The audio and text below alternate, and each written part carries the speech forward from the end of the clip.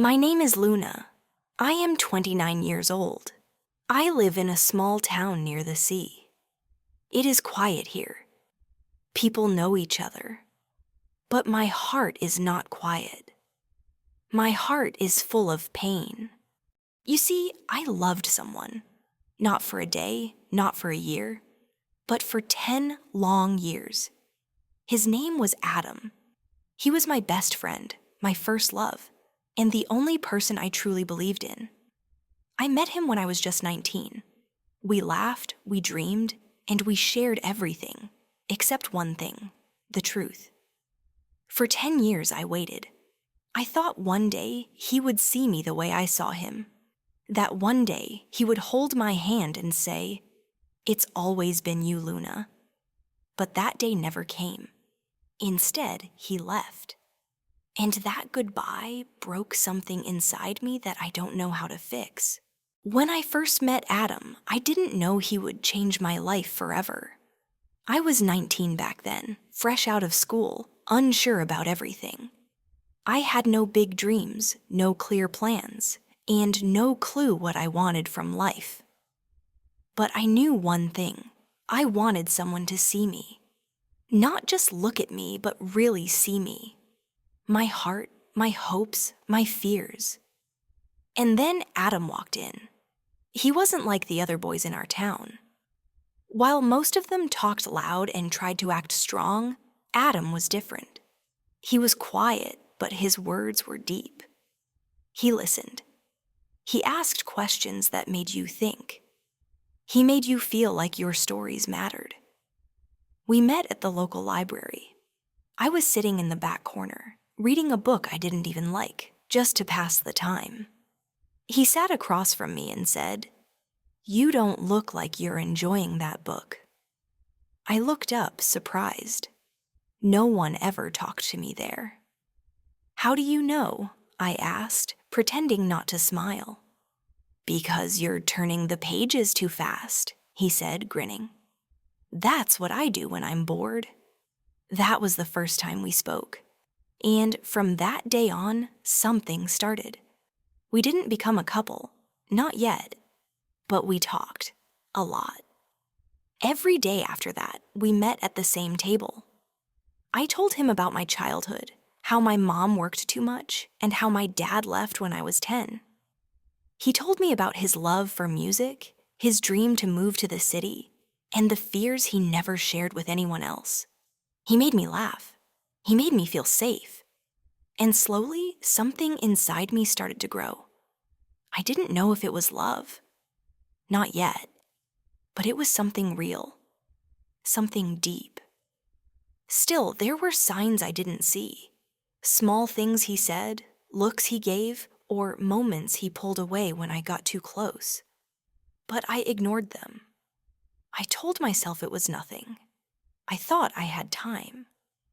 But now, looking back, I wonder, was he ever really mine? As weeks turned into months, Adam became the best part of my day. He'd walk into the library with his usual smile, holding 2 cups of tea, one for him and one for me. He remembered how I liked it. Not too sweet, not too strong. Just simple, like him. Sometimes we didn't even need to talk. We'd sit across from each other, reading or writing, and the silence felt warm, comfortable, safe. I started to believe that maybe, just maybe, he felt the same way I did. But I never said it out loud. Why? Maybe I was scared. Maybe I thought if I told him, things would change. Maybe I knew deep down that he wasn't ready. One rainy afternoon, we sat by the window. The sky was gray, and the sound of the rain was soft, like a whisper. Adam looked at me and asked, "What do you want most in life?" I looked at him, then out the window. I wanted to say, "You." But instead, I said, "To be happy." He smiled. "Me too." That moment stayed with me for years. Because in that one sentence, I heard everything and nothing at all. Sometimes he'd share things with me that felt so personal, like the way he missed his grandmother, or how music helped him sleep when his thoughts got too loud. Other times he seemed distant, like his body was here, but his mind was somewhere far away. Still, I held on to the good moments. The way he touched my shoulder when I was sad. The way he laughed at my silly jokes. The way he once said, "I don't know what I'd do without you, Luna." Those words played in my head for years. I replayed them like a song, over and over, hoping they meant more than just friendship. But I never told him how I really felt. I kept my heart quiet. And now I ask myself, if I had spoken sooner, would the ending be different? The seasons changed, but my feelings didn't. A year passed, then 2. Adam and I were still close, still meeting, still talking. But something felt different. He started coming late to the library. Sometimes he didn't come at all. And when I asked, he'd smile and say, "Sorry, I've been busy lately." Busy with what? He never really said. There were no more long talks by the window. No more tea. No more soft moments. He still laughed, still smiled. But the space between us felt wider, like something invisible was pulling him away from me. One day, I saw him talking to a girl outside the bookstore. She was pretty, confident. She touched his arm when she laughed. I smiled and waved at him from across the street. He waved back. But that night, I couldn't sleep. I told myself not to worry. He was just being friendly. We were still close. He still cared, right? But slowly, I saw less of him. He got a job in the next town. "It's just for now," he said. "I'll still visit." He did visit, sometimes, but our talks became shorter. Our silence no longer felt warm. It felt cold, empty, like strangers sitting where friends once did. And still. I waited. Every birthday, I hoped he'd surprise me. Every New Year's Eve, I hoped for a message. Every rainy afternoon, I looked at our old window seat and waited for his face to appear. Sometimes he would text, "Hey Luna, just thinking about you." And that one sentence would carry me for weeks. I didn't date anyone else. I didn't move on. My heart was full of him, even when he wasn't there. Friends asked me why I was still waiting. I smiled and said, "Because some things are worth waiting for." But deep inside, a quiet voice whispered something I didn't want to hear. What if he's not coming back? It was early spring when he came back. The cherry trees in our town were just starting to bloom. I remember the air felt soft, like something new was beginning. I was walking to the cafe when I saw him. Adam. He was standing by the fountain in the town square, smiling like no time had passed at all. My heart jumped. For a moment, it felt like the last few years had disappeared, like we were 19 again. I almost called out his name. But then, I saw her. She was standing beside him, holding his hand. She wore a pale blue dress and had soft brown hair that danced in the wind. She leaned in close and whispered something. He laughed. He held her hand the way I used to dream he'd hold mine. And just like that, my world went quiet. He didn't see me at first. I stood still, frozen, watching from across the street. My hands were shaking. My chest felt tight. I wanted to run. I wanted to cry. I wanted to go back to all these nights I stayed up thinking of him and scream at myself, "Why did you wait?" He turned his head and spotted me. For a second, our eyes met. He looked surprised, almost guilty. He smiled a little too quickly and raised his hand to wave. I nodded, then turned away. I didn't go to the cafe that day. I walked to the beach instead. I sat alone, listening to the waves, trying to breathe. My eyes were dry, but my heart felt like it was sinking. All those years I waited, hoping, dreaming, holding on to little words and tiny moments. And now he was back. But not for me. He had moved on. He had chosen someone else. And I was just a quiet part of his past. But for me, he was still everything. 2 days later, I got a message. It was from Adam. "Can we talk? Just for a few minutes. I think I owe you that." I stared at the screen for a long time. Part of me wanted to say no. Another part, still foolish, still hoping, said yes. We met at the old library, the same place where it all began. He looked the same, but something in his eyes had changed. Softer, older, like he'd lived a whole life I was never part of. He sat across from me, just like before. "I didn't expect to see you the other day," he said quietly. "I didn't expect to see her," I replied, and my voice cracked before I could stop it. He looked down. "I didn't plan to fall in love," he said. "It just happened. Life moved fast. I thought I'd come back and maybe catch up with you, but time, it doesn't wait." I nodded, but my heart was screaming. "Did you ever love me?" I asked, not even sure I wanted the answer. He was silent for a few seconds. "I cared about you, Luna, more than anyone. You were my safe place. You still are. But love? The way you wanted me to love you? I don't think I ever truly gave you that. And I'm sorry." I tried to hold back the tears, but one rolled down my cheek. "I waited for you," I whispered, "for 10 years. "I know," he said, his voice soft. "That's what hurts the most.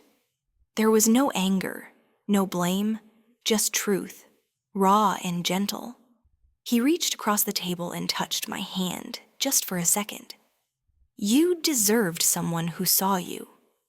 Really saw you. I'm sorry it wasn't me." And with that, he stood up. "I hope you find the kind of love you gave me," he said before walking out. I watched him go, not just out of the library, but out of my life.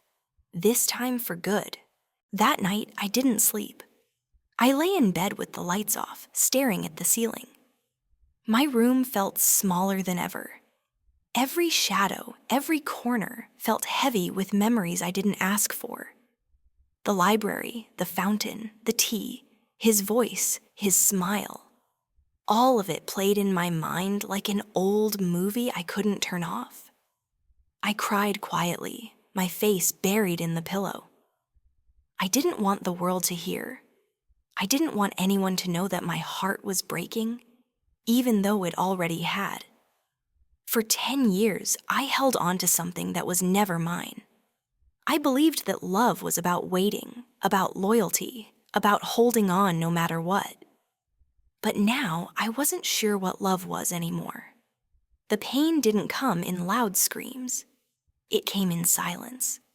In the way my chest felt heavy. In the way my hands shook when I poured my tea the next morning. In the way his name sat on the tip of my tongue, and I had no one to say it to. I stayed home for days. I didn't answer texts. I didn't open the curtains. I just let myself feel it all. And then, something small happened. I found a photo of us at the library. Someone had taken it years ago. We were sitting at that same table, both reading. In the picture, I was smiling at my book. He was looking at me, and I thought, maybe I wasn't invisible after all. Maybe he did care. Maybe he just couldn't love me the way I needed. And maybe that's not the end of the world. It still hurt. Of course it did. But in that moment, I whispered to myself something I hadn't said in a long time. Luna, it's time to start loving you. Spring turned into summer. The cherry blossoms faded, and the trees became full and green. The town felt alive again. Birds singing, children laughing, people moving through their lives. And for the first time in a long while, I started moving too. Not quickly, not all at once, but step by step. I opened the curtains in my room. I walked to the cafe alone.